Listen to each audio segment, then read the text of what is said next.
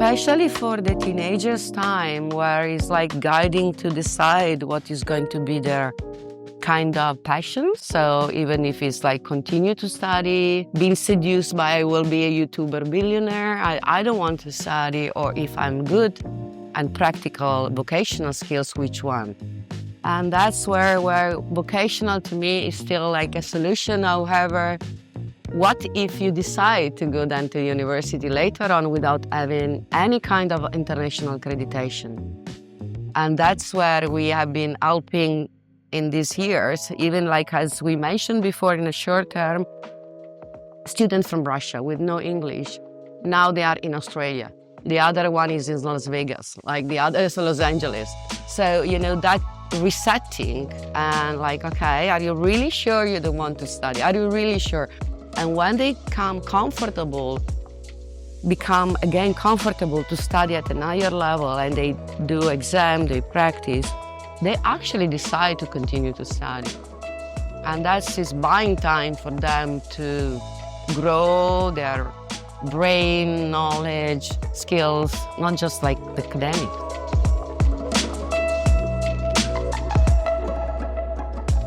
Not being formal schools implicates that we can't give certificates as, other international school. So what do? We bring the students to do the Cambridge exam to another institute, so they got accredited by the Cambridge directly from UK. So basically what we do here, we just teach them, mock up the test, mark their test as we would be, but for the real accreditation, we register them to another school, and that make them be able to go. And also these allow us a bit of flexibility, because we don't send the student to do 9 exams at once, but we can split in the different seasons of exam, maybe 3 now, to now, to now. So if they are not in a rush, they can achieve what they are not able to achieve in other school, because for some students to learn 7 subjects or do 9 subjects, which is normally the international school requirement, is not easy.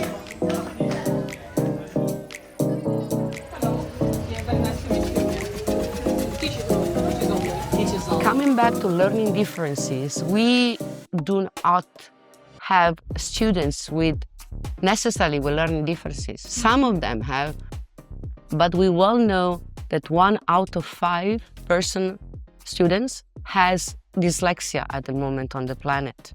It's a scary number, it's 25% of the population, undiagnosed and not recognized. The kind of learning differences like memorizing or writing and reading is not just about dyslexia. They do belong to all the teenagers' mindset nowadays. That is where I think, having like small group and dedicated teacher could help everyone, not just the one that needs more, support.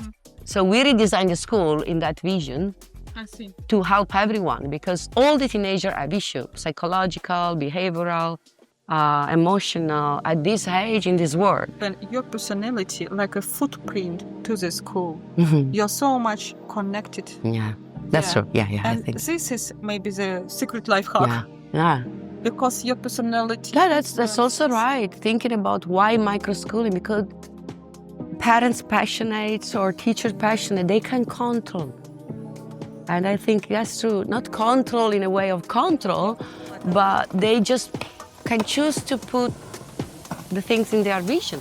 So they are allowed to apply the flexibility they want to apply to their centers.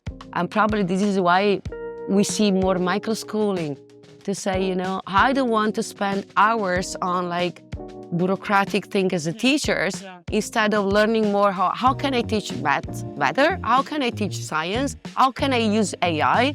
So much time of teacher is wasted in bureaucratic and system thing. And as in many other sectors, I think people are getting afraid of the system.